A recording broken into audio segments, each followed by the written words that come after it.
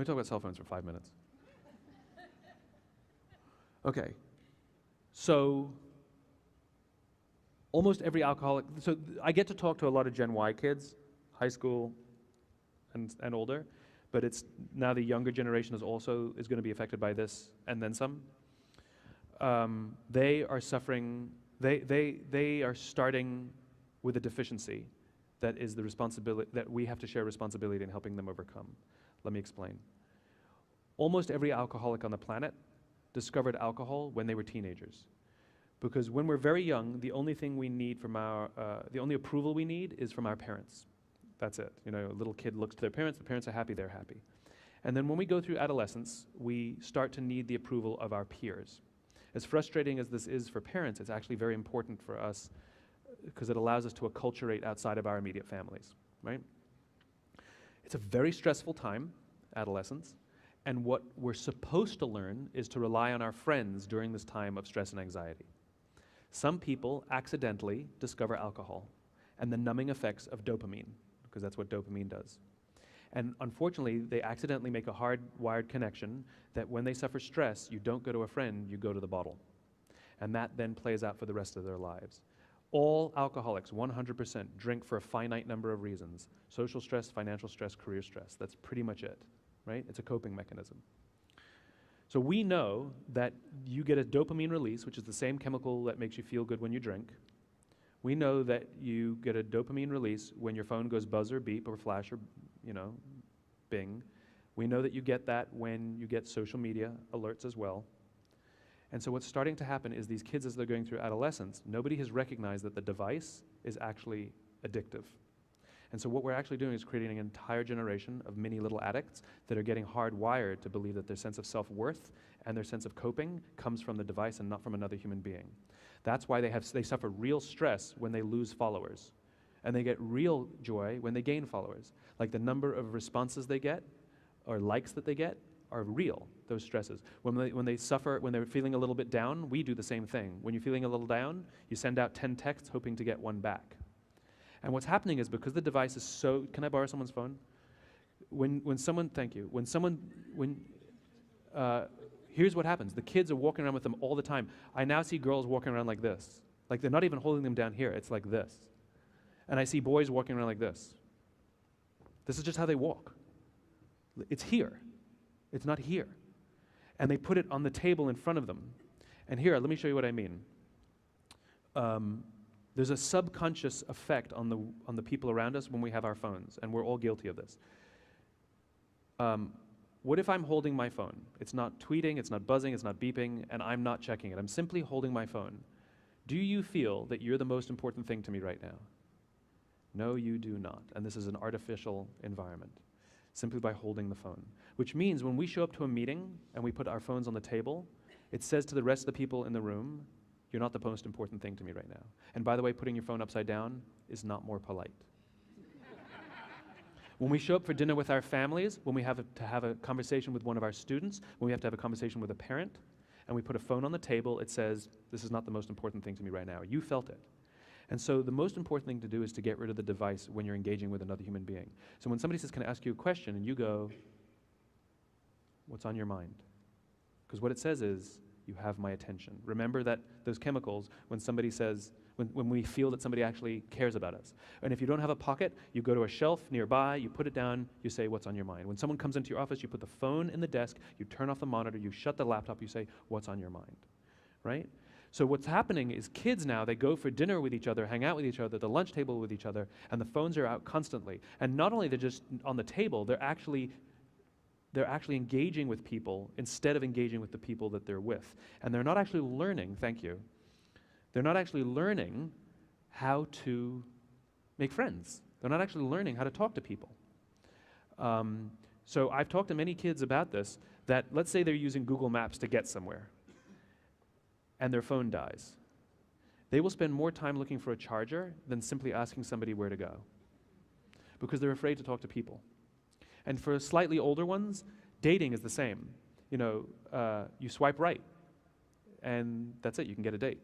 right? Like dating has been made so easy, it's instant gratification. And this is part of the problem. They're growing up in a world of instant gratification, where if you want to buy something, you go on Amazon, it shows up the next day. You want to watch a movie, you just log on and watch it. You don't check movie times. You want to watch TV, you don't wait week to week to week. You just binge watch over a weekend.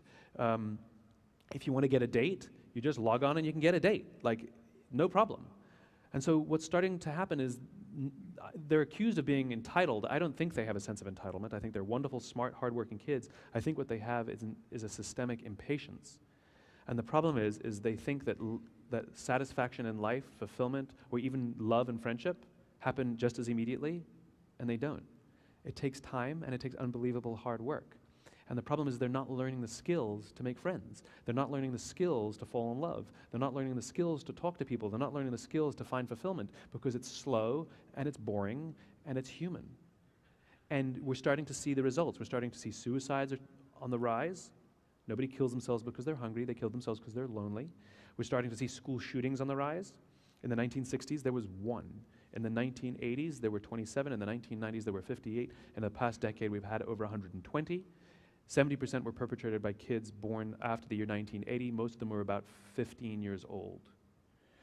And though we have no good science on it, we know anecdotally that they spent a disproportionate amount of their social lives, online. Human relationships is what makes people happy. This is why solitary confinement is considered torture in many places. And what we're doing is basically solitary confinement. We've taken the kids away from each other, and they're engaging with their phones more than anything. I, for one, do not believe there should be a phone in a school. There should definitely not be a phone in a classroom, and I don't know why you need the internet in a classroom either. Whatever they're using, they can use. I do not understand, because and the reason I'm draconian about it is the same reason we take the alcohol out of the alcoholic's home, because you can't trust the willpower. It's too powerful. It is addiction. It is addiction. We aren't even good at putting our phones away. And so now you're going to ask a 12-year-old, a 10-year-old, and a 9-year-old to do it? We're out of our minds. The only way to do it is to take the phone away, to ban them in a classroom and ban them in a school. They will hate it at the beginning and then watch what happens. I'll give you some personal experiences.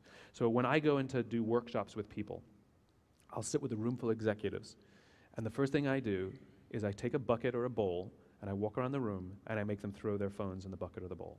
I get very dirty looks and they are not happy. These are some senior executives that go like this, right? And I take all the phones away and I put them on the side, and then we start the workshop. Here's what happens. Within a few minutes, everybody relaxes. People talk to each other.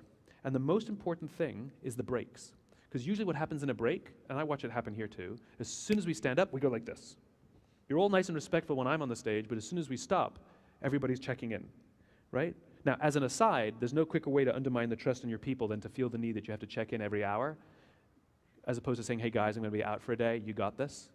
I trust you, right? Make it green, check with Steve, you know? But that's what we do. We respond to everything. But worse, we're not engaging with each other. The value of these events is each other. And so when I take these phones away from these executives, in the breaks, they sit and they talk to each other. Nobody goes to get their phone. I made no rule that said they can't. I just put them away and put them on the side. They actually talk to each other. The quality of the workshop is always fantastic, and the best part is when they walk out, they actually are talking to each other on their way out. In other words, camaraderie. Simply by forcing the phone to be taken away, it's a mechanism to get the behavior that we want. David Marquet's work talks about this. You don't try to change people's thinking to get the behavior. You change the behavior to change their thinking. And so sometimes you have to force it. There should never, ever, ever be a cell phone in a conference room. I don't care if you're with each other or with your parents, whatever, or you're meeting with your students. Theirs or yours. There should never be a cell phone out in any kind of conference room ever, because the quality of the meetings goes up. And I promise you, even though people will grumble, and even though they'll hate it, and even though parents will say, what about an emergency? Here's what you do in an emergency. Call this number, it's the school. Tell us, little Jimmy, something happened to his grandmother, and we'll go get little Jimmy for you. Old school, right? Like, I got it, there's an emergency. That doesn't mean the kid has to have a phone on the whole time, because the negative impact is not worth the benefit. And at the end of the day, how many kids have really been called up because of emergencies on their phones? I mean, you know? In my world, I would love to put chicken wire inside the sheetrock of all the schools so the phones just don't work. And it'd be like, AT&T, you know? Anyway, my point is what'll start to happen is simply by removing the device, including the cafeteria. I'm not talking classroom, I'm talking everywhere. You'll start to see the kids talking and learning how to communicate and learning how to build social relationships, learning how to talk to each other, learning how to talk to their teachers, learning how to talk to their parents. They will acculturate and socialize. There's skills that they're lacking that are manifesting in things like depression, suicide, and school shootings later on in life. Those are the worst case scenarios. The best case scenario is you just hate your life and live your life just going through life thinking life sucks and not really loving your friends. Colleges now are dealing with unprecedented numbers of people dropping out or taking leaves of absences because of depression. It all starts here. You know, if there's one school here that wants to experiment and literally ban phones in the entire building, teachers included, I think phones should be treated like smokers. Make as many texts as you want, make as many personal calls as you want outside, right? At least smokers are social. At least they go out with each other. And the reason I say this is not because of some highfalutin opinion. I love technology. I think there's nothing wrong with technology. It's about the balance. Alcohol is great. Drinking too much alcohol is not good for you. Gambling is fun. Gambling too much is not good for you. Cell phones are wonderful. Out of balance, they're absolutely addictive and destructive to the relationships of human beings. And I bet one school could demonstrate not only grades will improve, relationships will improve, bullying will improve, all of that sort of is mitigated simply because the kids are learning to talk to each other. So I wanted to bring it up because it's a very real problem with adults as well as the teachers. Because remember, leadership starts at the top, which means if we can't tell the kids not to use their phones if we use ours. Teachers can't use them either. There can be a place to use them, teacher's lounge maybe, you know, after school, but not in the classroom. It matters. I've been doing it myself. I go out with my friends now, and I go out for dinner and I hand my phone to my friend. Whoever I'm with, I'll give them my phone. I have no access to it now. And I relax and I enjoy my dinner with my friend. Or I make everybody turn their phone one to the left. We all give our phones away. It's the funniest thing. Somebody goes to the bathroom. What's the first thing we do? We pull our phone out. And, God forbid we should just enjoy the surroundings for 4 minutes. Or if somebody else brings their phone out, we have to, because we feel uncomfortable just sort of standing there, so we bring our phone out too. It's what happens. It's what happens. It has a ripple effect. Anyway, I've beaten that horse a lot.